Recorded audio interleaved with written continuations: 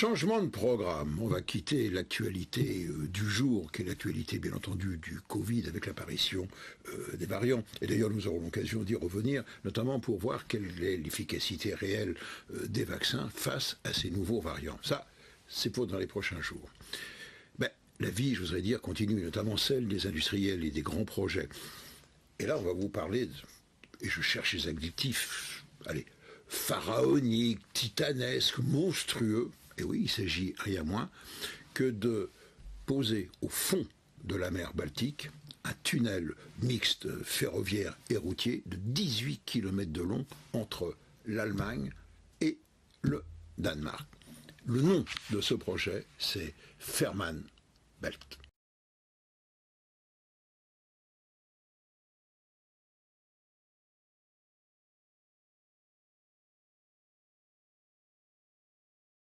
Ce bâtiment que vous voyez derrière moi a une histoire. C'est une figure emblématique de l'histoire de la SNCF. C'est le fameux 88 rue Saint-Lazare. Rue Saint-Lazare parce qu'il est situé rue Saint-Lazare à côté de la gare Saint-Lazare à Paris. Ça a été le premier siège social de la toute nouvelle SNCF. Et regardez sur son fronton, il a eu une histoire parce que c'est un bâtiment qui appartenait à une compagnie privée, le PLM. Et oui, le chemin de fer, à ses débuts, était le fait du privé.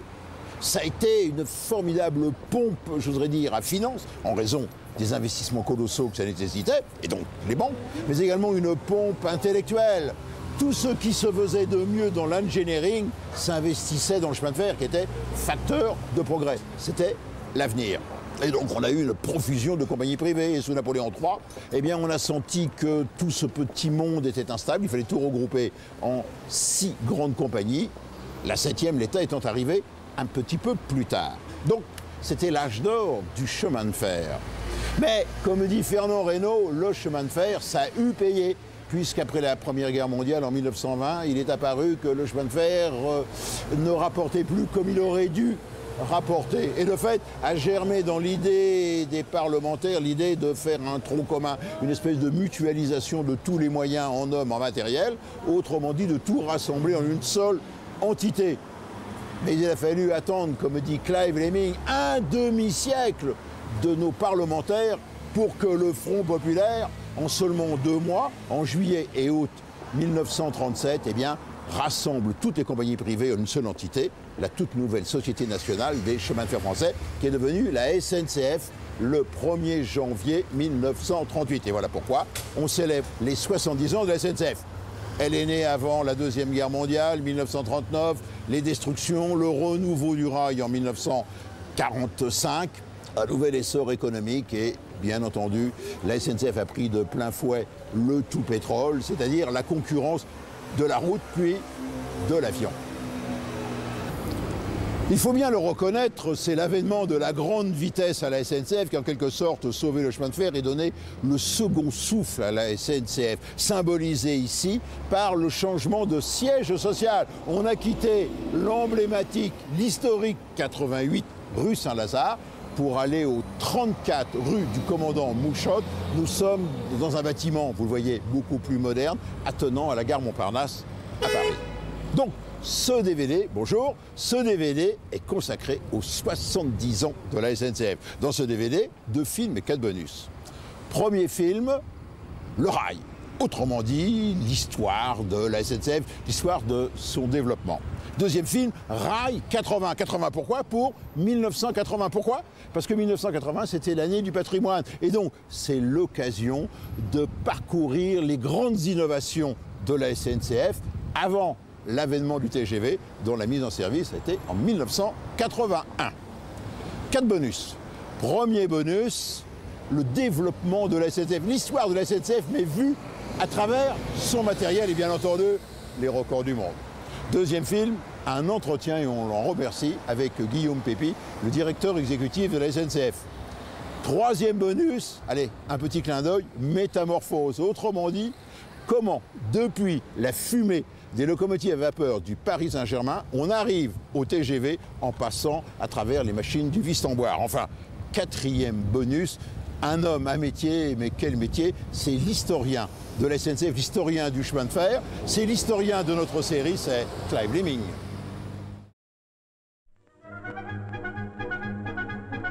Le chemin de fer a maintenant 150 ans. Et depuis un siècle et demi, il est resté l'un des moyens les plus efficaces de la croissance économique des nations.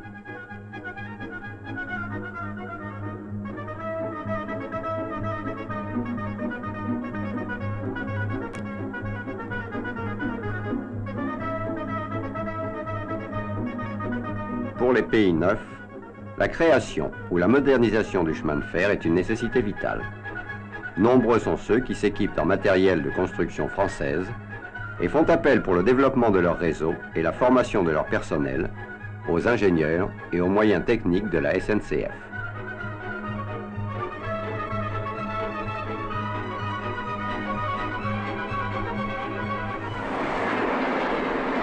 Dans le même temps, notre technologie se répand dans les pays les plus évolués. Ces mêmes turbotrains qui relient Lyon à Bordeaux, par exemple, circulent aussi entre Chicago et Milwaukee, sous uniforme américain, bien sûr. Ce rayonnement de la technique française contribue pour une bonne part à l'actif de notre commerce extérieur. Si la France exporte le tiers de sa production de matériel ferroviaire, ça n'est pas le résultat d'une situation momentanée ou d'une mode. C'est le fruit d'un siècle et demi d'invention, d'esprit d'entreprise, d'efforts et de courage aussi.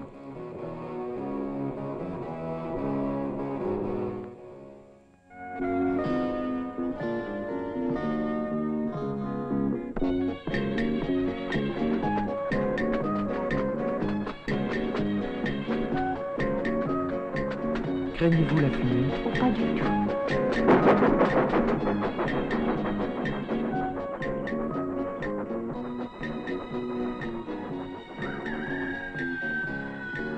Ce n'est pas à force de perfectionner le cheval que l'on a inventé le chemin de fer. Ce nouveau venu est le résultat de deux découvertes importantes. Premièrement, la circulation d'une roue métallique sur un rail métallique diminue considérablement l'énergie nécessaire à la traction. Deuxièmement, la machine à vapeur fait enfin ses preuves. Nous sommes dans les années 1830. Depuis plus de 50 ans, elle tâtonnait sous les sarcasmes. Et voilà que tout à coup, elle se révèle capable de mouvoir des charges importantes à la vitesse incroyable de 40 km/h. Mais comme à l'époque, le cheval est le seul critère en matière de traction, on baptise l'unité de puissance cheval-vapeur.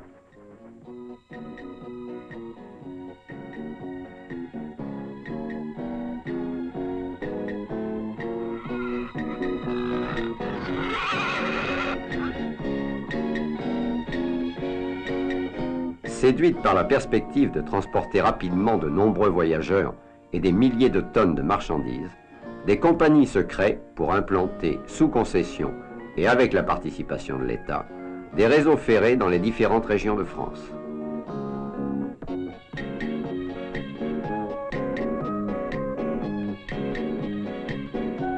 Ouvrages d'art audacieux, voies de type spécial, tunnels, modifient à la fois le paysage et la conception des déplacements. L'esprit français, à l'époque, est essentiellement centralisateur.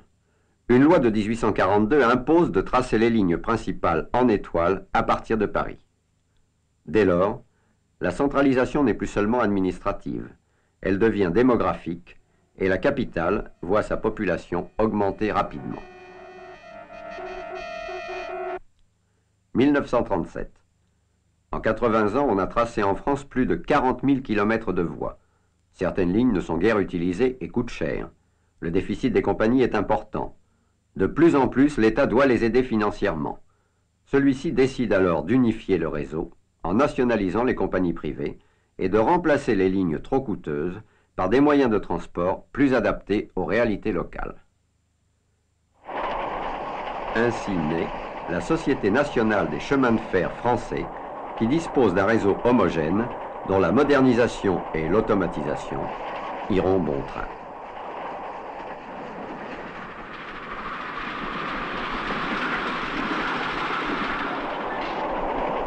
Or, la machine à vapeur qui a permis l'essor du chemin de fer est la première victime de sa modernisation. Jugée astreignante, coûteuse et polluante, elle est peu à peu abandonnée et avec elle disparaît un siècle d'une certaine poésie.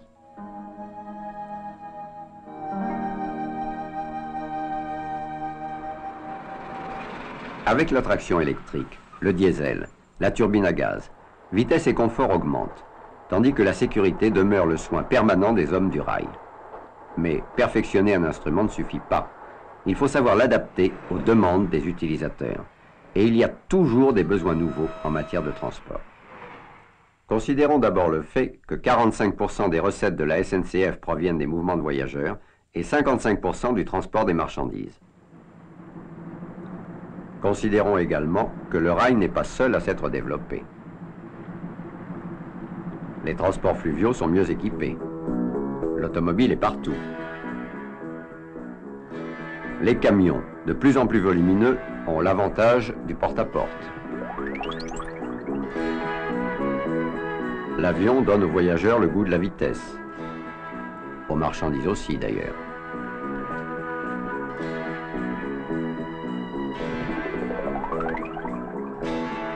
Tous ces progrès sont autant de stimulants qui obligent chacun des concurrents à offrir le meilleur service.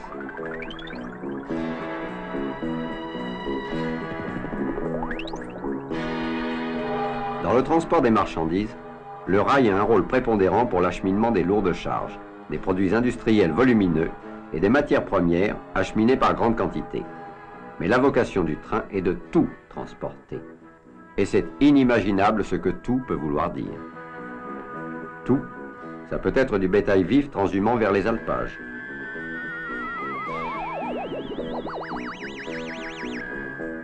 Du bétail moins vif, en wagon frigorifique. De la fonte liquide, transportée dans des wagons poches à parois isolantes.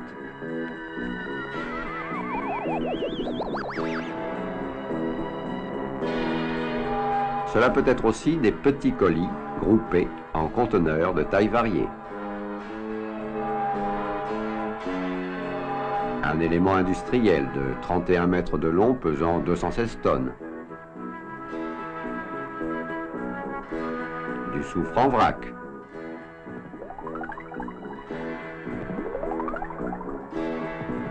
Ou encore des lingots d'acier qui, d'une usine à l'autre, seront livrés tout chauds et prêts à l'usinage.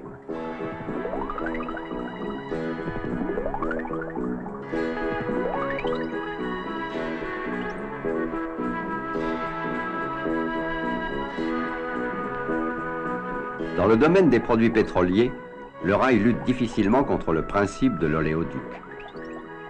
Mais il conserve l'avantage pour le transport des liquides alimentaires ou chimiques. Et son excellent coefficient de sécurité le rend irremplaçable pour le transport des produits dangereux.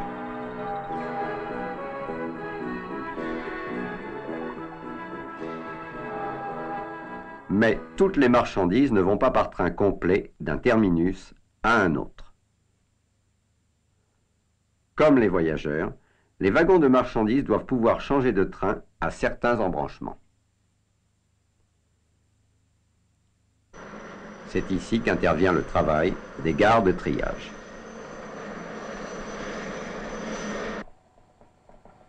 Un ordinateur central connaît à tout moment la position et la destination des wagons.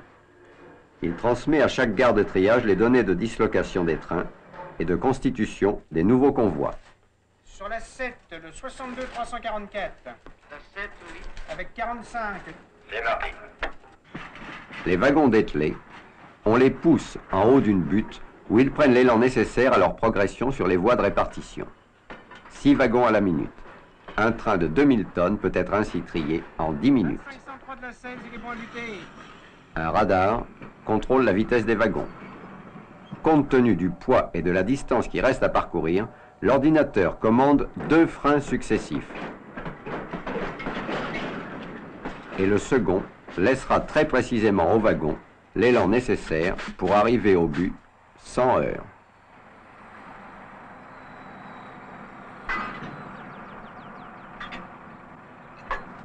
Pour 19 945 tonnes.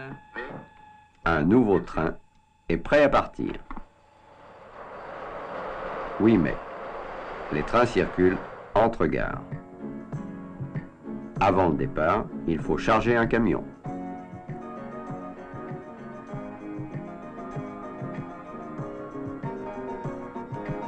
le décharger. Charger le wagon. Même problème inversé à l'arrivée. Ces manipulations diverses constituent la rupture de charge. Pour éviter les manipulations intermédiaires longues, coûteuses et toujours risquées pour le produit transporté, de nombreuses entreprises disposent d'embranchements particuliers qui acheminent les wagons jusqu'au poste même de travail.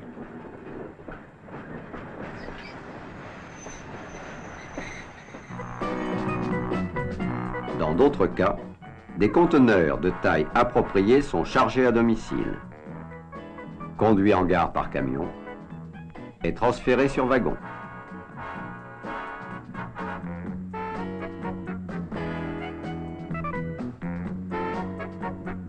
À l'arrivée, ce sera de nouveau le camion ou, s'il s'agit d'expédition outre-mer, le navire transconteneur.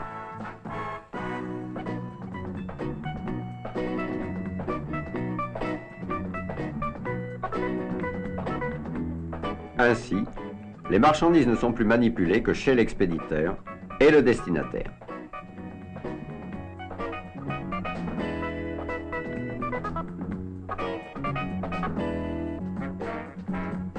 Mais dans son union avec la route, le rail va encore plus loin.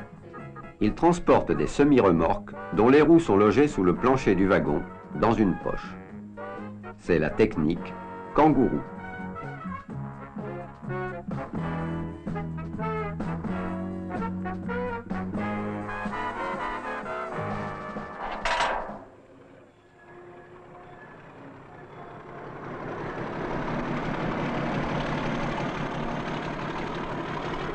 Cette adaptation constante aux nécessités nouvelles permet à la SNCF d'acheminer environ 230 millions de tonnes de marchandises par an. 230 millions, sans compter l'activité des trains postaux, grâce à laquelle le courrier posté le soir et trié la nuit pendant le trajet parvient à destination, prêt à être distribué.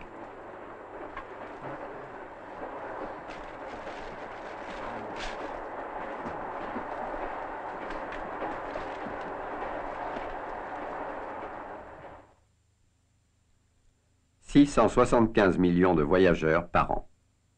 On distingue deux types de trajets, les grandes et moyennes distances d'une part, et les courtes distances d'autre part, essentiellement les transports de banlieue. De nos jours, vivre, c'est se déplacer. Il serait utopique de vouloir supprimer les pointes de fin de semaine ou les grandes migrations d'été ou d'hiver. Mais les jours de grand départ, le chemin de fer n'est pas seul à avoir des problèmes.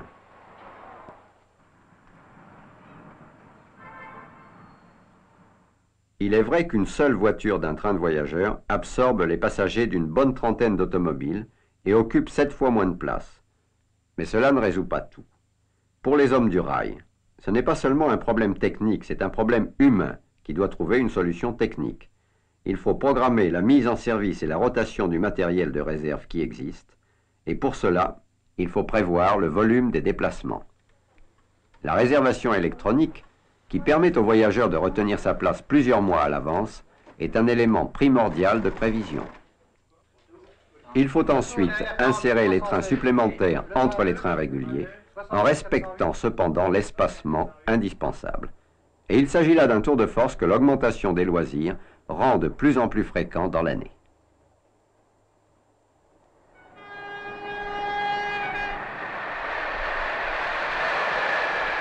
Mais ce n'est pas tout. À l'heure actuelle, on ne se contente pas de se déplacer, on voyage. Et on demande non seulement le confort dans le transport, mais bien d'autres choses.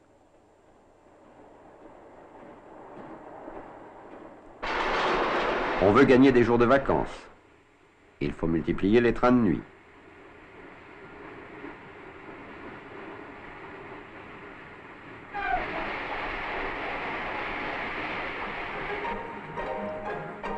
On veut retrouver sa voiture à l'arrivée. Il faut la transporter. Bien entendu, en dehors des périodes de pointe, le trafic pose moins de problèmes. Mais il comporte les mêmes impératifs. On peut vouloir traiter une affaire à 600 km de chez soi et rentrer le soir. Dicter son courrier. Régler un problème urgent. Déjeuner à 160 km/h. Ou tout simplement se détendre en famille. Cela implique un matériel varié, des trains fréquents et rapides. Le 200 km est atteint, on vise le 300. Ce n'est certes pas une telle vitesse qu'on recherche pour les courtes distances, mais là le train est irremplaçable, qu'il s'agisse de la région parisienne ou des autres grandes métropoles à forte densité de population.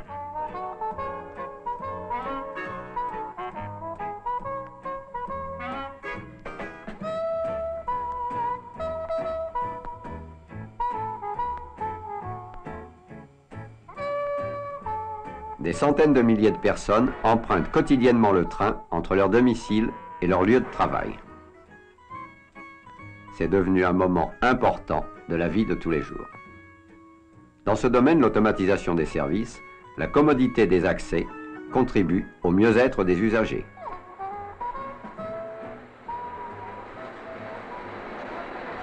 Tout ce qui peut réduire la fatigue de ces milliers de voyageurs doit être recherché. Le retour sous une forme moderne aux anciennes voitures à impériales a permis de majorer de près de 60% le nombre des places assises.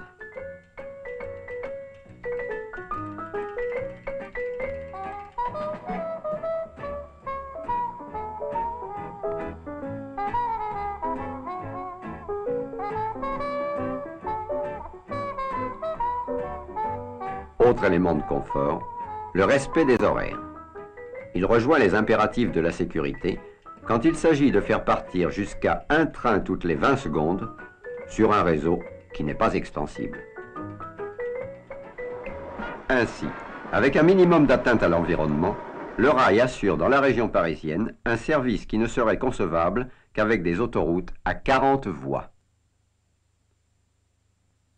Et l'avenir? L'avenir, c'est la transformation. Dans tous les pays du monde, on construit avec une louable originalité. Des villes nouvelles sortent de terre, il faut les desservir. Les aéroports s'éloignent de plus en plus des villes, il faut y aller. Depuis quelques années, on a redécouvert le chemin de fer. Un peu partout dans le monde, on construit des lignes nouvelles. On établit des tracés. On photographie, souvent par infrarouge, les territoires choisis. On calcule par sismographie la résistance des sols. On prélève des échantillons de terrain par sondage. C'est du granit là, oui. C'est de l'arène granitique, certainement. On trace des côtes. On dresse des relevés.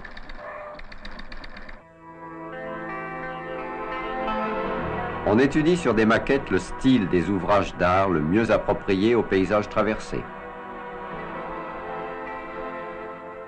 Laser. Et on réalise. 51. Ce qui prouve qu'après 150 ans d'efforts et de progrès, le chemin de fer est toujours prêt pour un nouveau départ.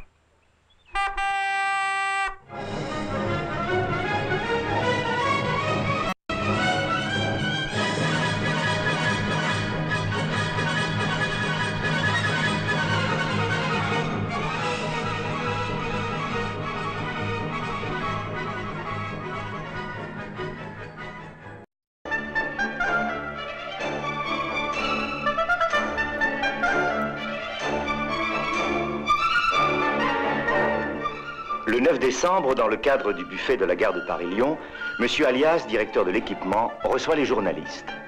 Nous sommes dans l'année du patrimoine. Je veux donc vous parler du patrimoine de la SNCF, de son existence, de sa gestion. Et je dois dire tout d'abord qu'un patrimoine, et je pense que vous l'avez senti tout à l'heure après la visite que vous avez faite, un patrimoine, c'est tout de même le rappel d'une histoire, d'une culture. Chaque patrimoine est une marque particulière, que ce soit dans un pays comme dans l'autre, et à l'intérieur d'un pays, un patrimoine est tout de même chargé également de caractères particuliers. Celui de la SNCF n'échappe pas à la règle.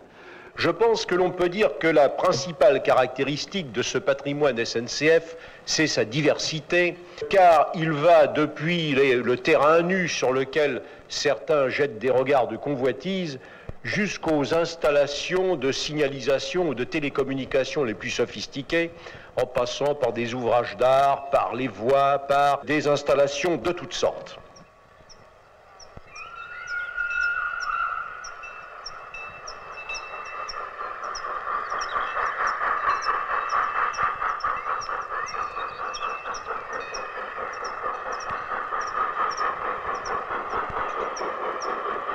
Si le patrimoine construit depuis l'époque du siècle dernier dans le domaine de l'infrastructure et de la superstructure est visible, il l'est peut-être moins pour le matériel, les locomotives, le matériel roulant, voitures, wagons. Mais toutefois, le citoyen français a la possibilité de mesurer les progrès qui ont été accomplis en comparant ce qu'il voit, ce qu'il pratique tous les jours dans les trains, sur nos lignes, avec toute l'histoire du chemin de fer qui se retrouve dans un musée qui a un succès très important, le musée de Mulhouse, dans lequel on retrouve toute une série de matériels, et en particulier matériel roulant et locomotive, qui retrace vraiment l'histoire du chemin de fer français depuis 1830, 1840 jusqu'à nos jours.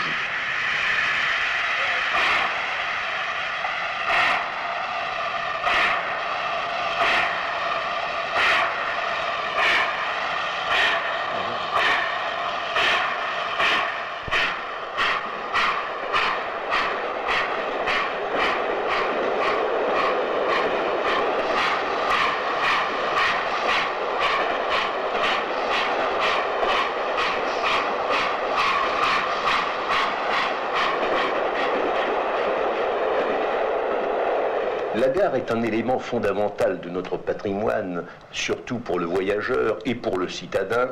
Nous nous trouvons placés devant un dilemme, celui de conserver cet élément fondamental du patrimoine, bien connu de tous les habitants de la ville, qui constitue un élément important de leur paysage familier, et celui d'adapter la gare à la fonction qui est réclamée par les habitudes modernes, par les augmentations de vitesse, par les échanges qui doivent se faire entre l'intérieur et l'extérieur de la gare.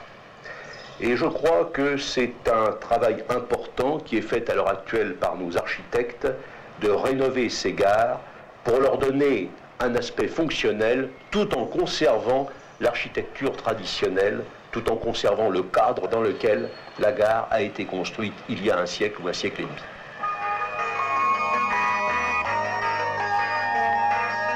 Cet effort de rénovation des établissements voyageurs, 200 gares en 5 ans, entraîne une restructuration profonde des locaux et une adaptation fonctionnelle poussée que permettent les techniques et les matériaux modernes.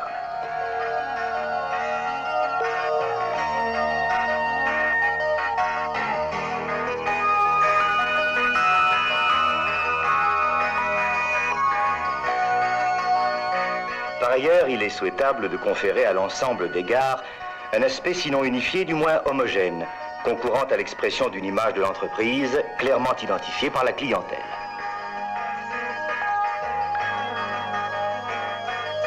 La plupart des gares font partie du patrimoine historique et architectural de leur ville. Les habitants et la clientèle ferroviaire sont légitimement attachés à la mise en valeur de ce caractère.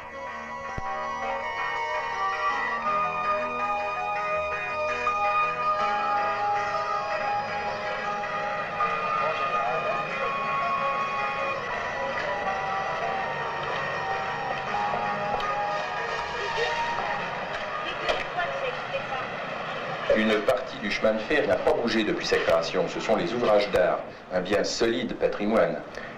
C'est un bien solide patrimoine. Et ces ouvrages d'art ont été construits pour la plupart d'entre eux au milieu du XIXe siècle, et je crois qu'il faut rendre hommage à nos prédécesseurs de cette époque qui ont construit des ouvrages conçus pour décharger des vitesses sans commune mesure avec celles que nous connaissons aujourd'hui, et pourtant la plupart d'entre eux sont encore fidèles au poste. Mais beaucoup de ces ouvrages font partie du paysage français Et il ne faut pas oublier que l'ingénieur doit être en même temps un artiste et se préoccuper de l'insertion de nos ouvrages dans le paysage.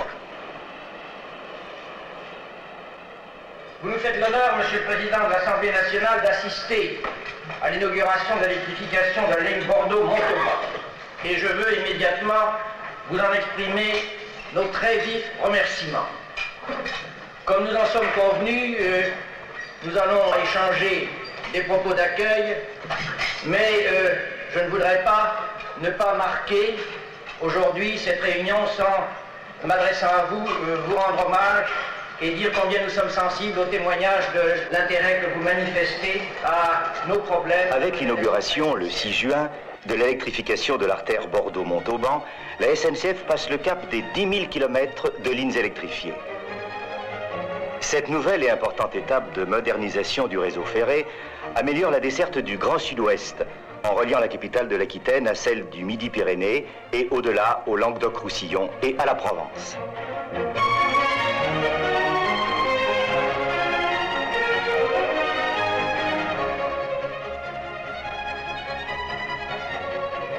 Les améliorations qu'apporte l'électrification tiennent aux performances, à la fiabilité et à l'économie qu'elle permet.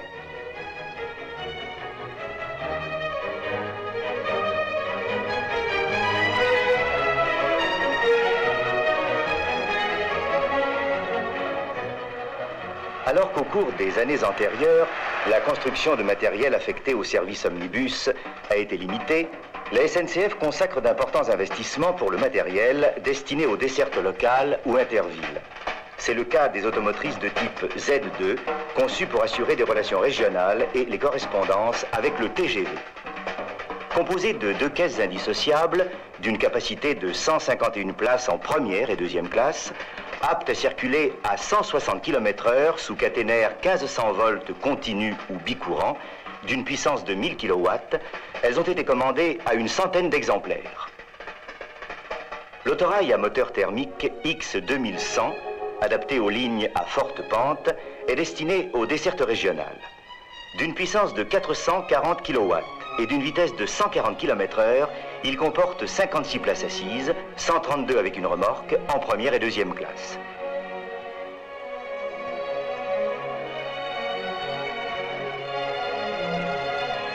Cette série de 50 engins sera affectée à la desserte du Massif central et des Pays de Loire.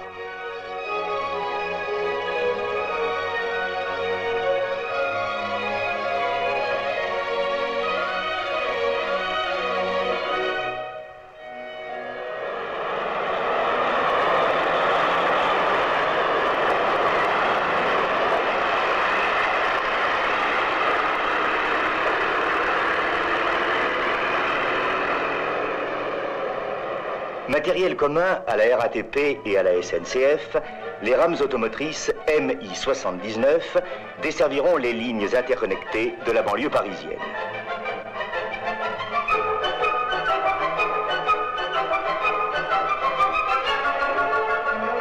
Composé de 4 voitures, offrant 312 places assises dans les 2 classes, ces éléments bicourants 1500 volts continus et 25 000 volts alternatifs ont été commandés sur un total de 82 à une cinquantaine d'exemplaires par la SNCF.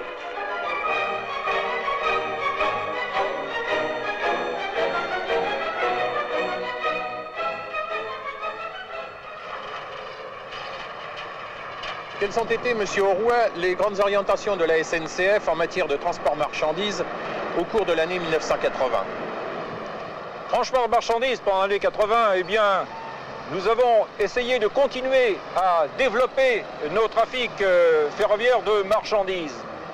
Mais nous avons insisté sur certains axes particuliers tels que, par exemple, le trafic international qui prend de plus en plus d'importance à la SNCF. Nous avons également essayé d'améliorer nos services en portant tout spécialement nos efforts sur le porte-à-porte.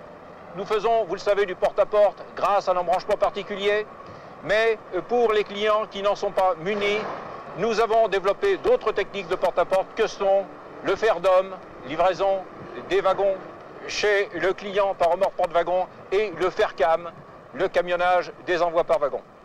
Le système FERDOM, comme vous le savez, ce n'est pas une technique nouvelle, mais c'est une technique qui a besoin d'être rénovée et d'être relancée sur le plan commercial, parce que son développement se heurtait à certains obstacles psychologiques ou administratifs.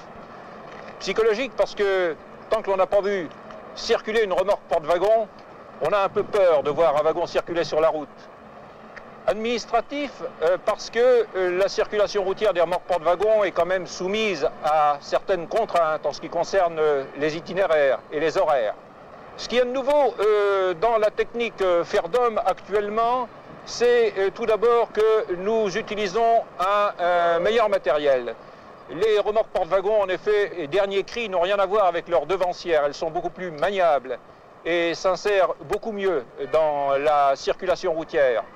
Ensuite, dans la technique FERDOM, la SNCF s'implique de plus en plus.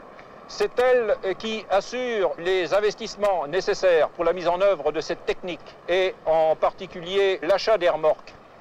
Pouvez-vous maintenant nous parler du FERCAM, le système de livraison terminale à domicile par camion? Oui, FERCAM, en deux mots, c'est une technique qui consiste à enlever ou à livrer à domicile par camion des marchandises que nous transportons par fer sur le parcours principal. C'est un service que nous avons lancé en 1978 sous sa forme actuelle et qui est maintenant bien rodé. Il consiste à offrir à la clientèle, sous maîtrise commerciale totale de la SNCF, un transport domicile de bout en bout. Le client n'ayant affaire qu'un seul interlocuteur, la SNCF. Le service terminal est assuré par des camionneurs avec lesquels la SNCF traite au coup par coup en fonction de leurs possibilités techniques et de leur prix. Cette année, en 80, 50 000 wagons environ ont été enlevés ou livrés avec le dispositif FERCAM. Déjà, nous avons noté des transferts de trafic qui sont venus au rail, et ce, grâce à la technique FERCAM.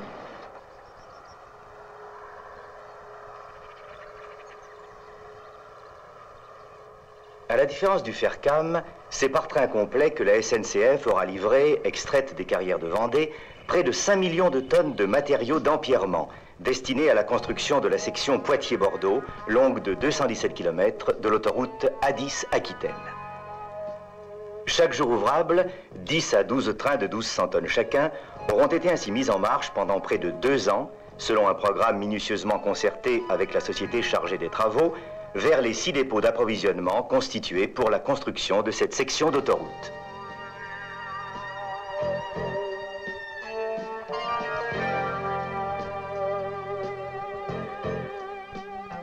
Le fer apporte à nouveau la preuve de son aptitude à résoudre les problèmes de transport massif au moindre coût pour la collectivité.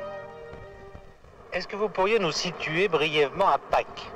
Oui, alors APAC est situé sur un axe ferroviaire relativement important puisqu'il relie les zones industrielles de l'Allemagne du Nord et les pays scandinaves avec la France et l'Espagne. Est-ce qu'il y a un gros transit de chevaux ici à APAC? Oui, à APAC, en effet, il y a un trafic important de chevaux en provenance de la Pologne. Ça se situe autour de 50 à 60 000 animaux par an. Ce trafic, en ce moment, il est légèrement en baisse, mais la SNCF a réalisé des installations qui permettront de mieux soigner les chevaux au passage à Pâques, et nous espérons que le trafic reprendra dans ces conditions. Qu'est-ce que vous avez fait comme installation? Alors nous avons utilisé une enseignale qui servait à l'échange des colis entre la France et l'Allemagne, qui était désaffectée et qui, en aménageant cette halle en écurie et en y installant des râteliers, des abreuvoirs, nous pouvons permettre de dispenser des soins aux animaux lors de leur passage. À l'arrivée, les animaux subissent une visite sanitaire par un vétérinaire qui juge si les animaux sont aptes à poursuivre le voyage. Les transitaires sont très satisfaits des installations qui ont été réalisées récemment. Est-ce que cet investissement représente beaucoup d'argent? Oui, il s'agit d'un investissement relativement important puisque nous avons dépensé 1 million de francs, plus d'1 million de francs actuels pour réaliser les modifications nécessaires. C'est rentable? eh bien, nous aurons du mal à rentabiliser cette affaire. Disons qu'il y a une convention européenne qui prévoit que dans les postes où le trafic des animaux est relativement important, des aménagements doivent être réalisés de manière à ce que les animaux puissent se reposer et être nourris à brûler. Je crois que c'est assez exceptionnel. Même sur le réseau, est-ce qu'il y a d'autres centres équipés comme le vôtre? Non, à ma connaissance, c'est le premier centre en France.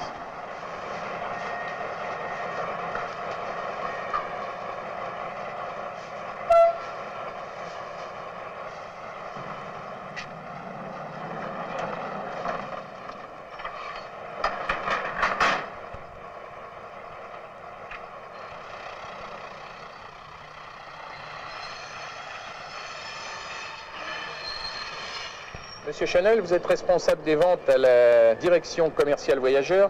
Quelle a été votre action au cours de l'année 1980? Au cours de l'année 1980, l'essentiel de l'action, bien sûr, a porté sur les tarifs 50, créés, lancés au 1er septembre 1979. Avec la création des tarifs 50, nous avons d'une part voulu montrer à l'ensemble de la population que l'utilisation du train n'est pas aussi coûteuse qu'elle peut penser, notamment par rapport à la voiture particulière. Le deuxième objectif était, à travers le calendrier 50 et l'introduction des périodes bleu, blanc, rouge, de moduler le trafic et d'attirer essentiellement la clientèle sur les périodes où nous avons des places disponibles et non pas sur les périodes de pointe où nous savons bien que les trains sont pleins et que le service peut ne pas être aussi bon. Nous estimons qu'il faut plusieurs années pour que ces tarifs soient connus et utilisés.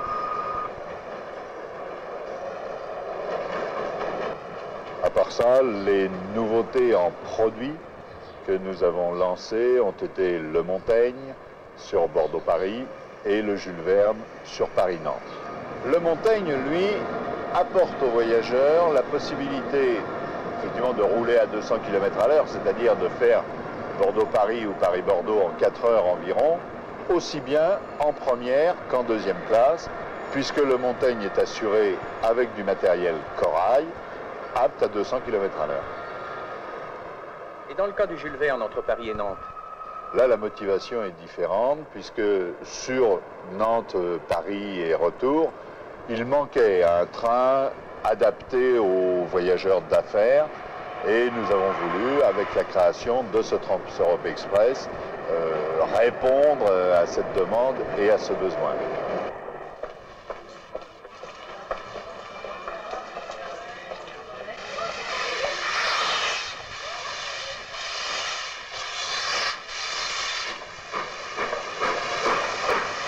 C'est un train un peu moins moderne qui est parti le 26 avril, emmenant des passionnés du chemin de fer visiter l'exposition organisée à Caen avec le concours de la municipalité et ayant pour thème le train dans la ville.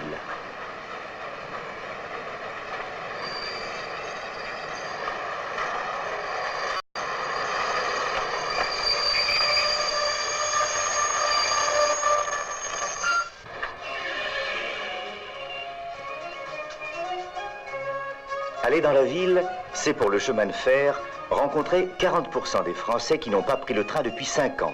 C'est leur faire découvrir les progrès réalisés, c'est leur faire connaître un moyen de déplacement moderne et économique, c'est leur donner envie de voyager.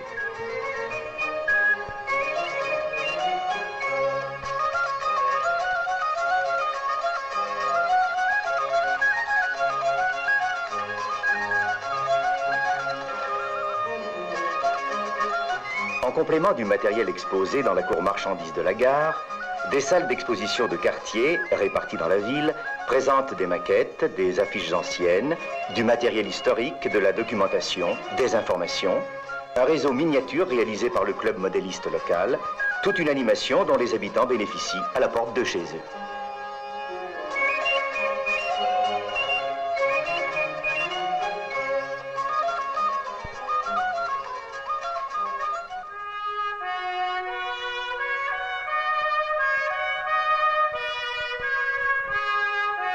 Exposition aussi, mais itinérante, celle-là, qu'inaugure le 28 mars le Premier ministre Raymond Barre à la gare de Lyon-Breteau.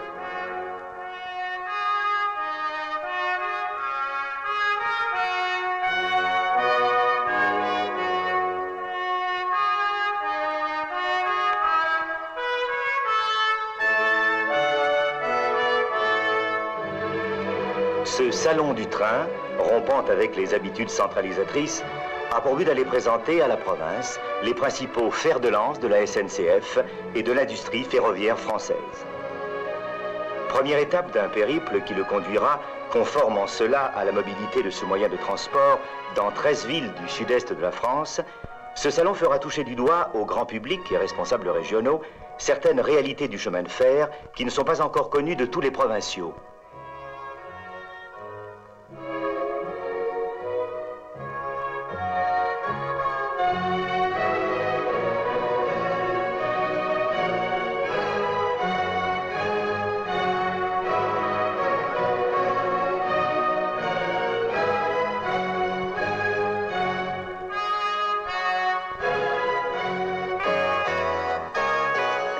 Le 25 février, M. Pélissier, président du conseil d'administration de la SNCF, inaugure en présence de nombreuses personnalités le train de l'entreprise.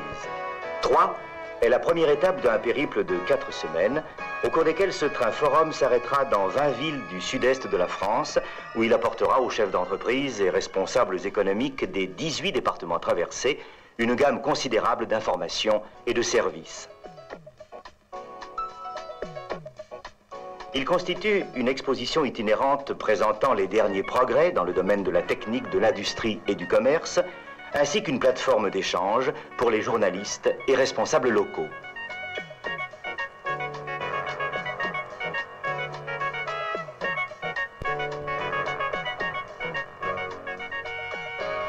Le 18 décembre, présentation en présence de la presse de la ligne nouvelle Paris-Sud-Est à M. Eiffel, ministre des Transports. La SNCF et tout particulièrement le personnel qui a contribué à la construction de cette ligne nouvelle sont honorés de vous accueillir à bord de la rame TGV numéro 7, rame de série, aujourd'hui sur sa ligne.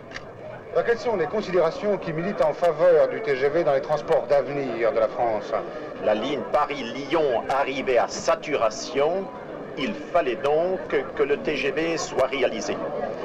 Il y a un gain de temps considérable. On va pratiquement réduire de moitié le temps de parcours qui est nécessaire avec une liaison ferroviaire classique.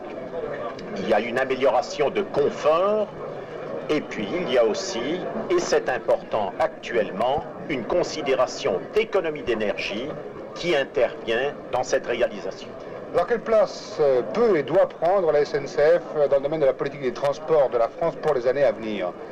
Le transport ferroviaire est et restera un élément essentiel dans les modes de transport dans notre pays.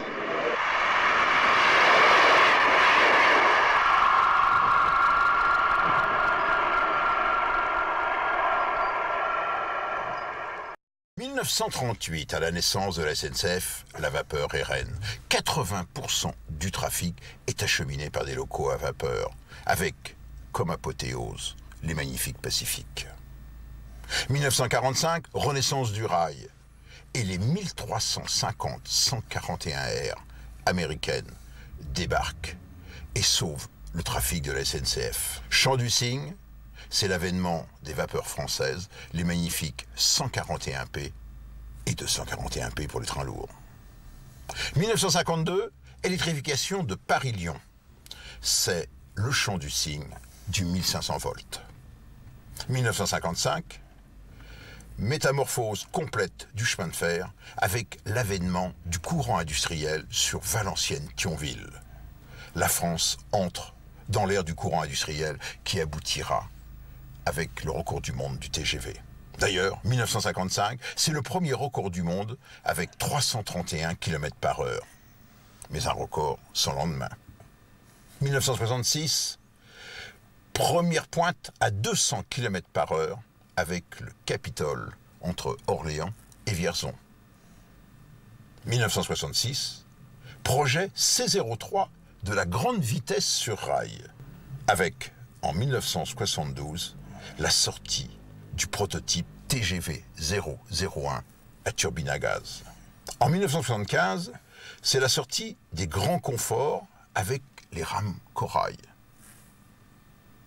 1981, première ligne du TGV Paris-Lyon, inauguration partielle entre Paris et Saint-Florentin, mais la course à la grande vitesse est lancée. Et 1981 voit le premier record du monde. Après 55, il est porté à 380 km/h. Et en 1990, sur la nouvelle ligne TGV Atlantique, c'est 515,4 km/h pour arriver en avril 2007 à 574,8 km/h.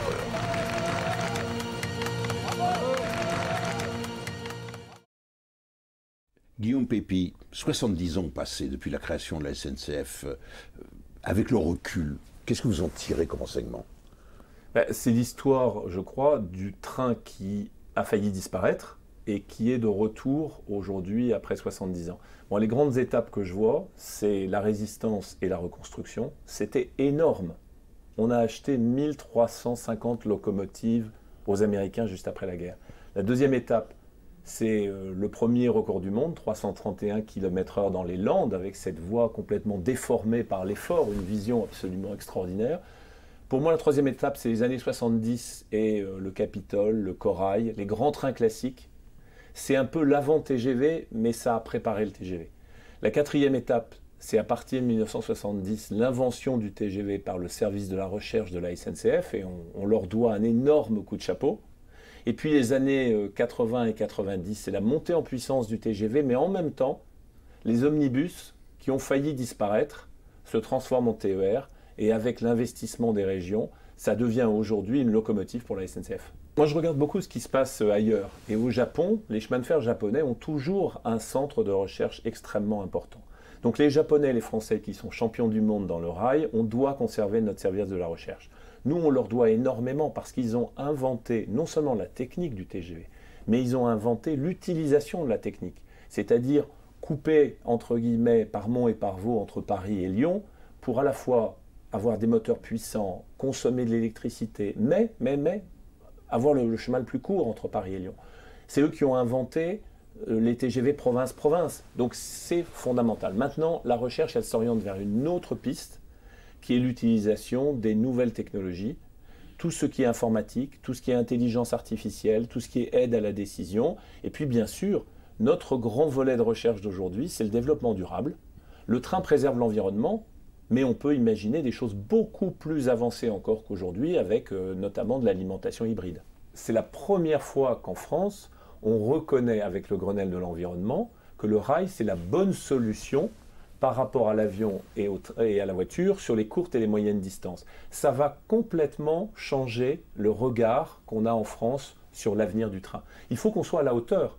On va revisiter tout notre fonctionnement pour avoir, on va dire, des trains plus économes en énergie, pour pousser d'autres types d'énergie. Par exemple, on travaille aujourd'hui sur la pile à combustible, on travaille sur les moteurs hybrides, et puis l'insertion du train dans l'environnement, le bruit, par exemple, au freinage, les semelles composites, c'est toute la SNCF qui va être passée au crible du développement durable. Et on avait déjà un avantage, mais je pense que cet avantage, il va se transformer en avantage décisif et absolu. Donc c'est un bel enjeu pour nous. Au fond, il y a deux grandes choses dans l'avenir. Il y a d'abord le service. On est un très bon transporteur, sécurité, fiabilité, mais maintenant, il faut devenir une excellente entreprise de service.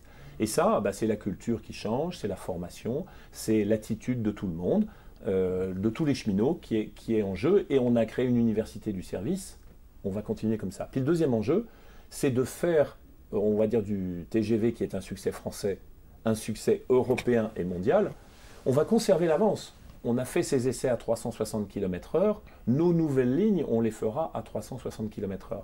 Mais on a envie que ce succès français, la France, en quelque sorte, en fasse un succès européen, et puis qu'elle l'exporte, comme elle vient de le faire avec le Maroc. Mais il y a d'autres projets, il y a l'Argentine, et puis il y a un rêve, c'est qu'enfin aux États-Unis, le TGV arrive.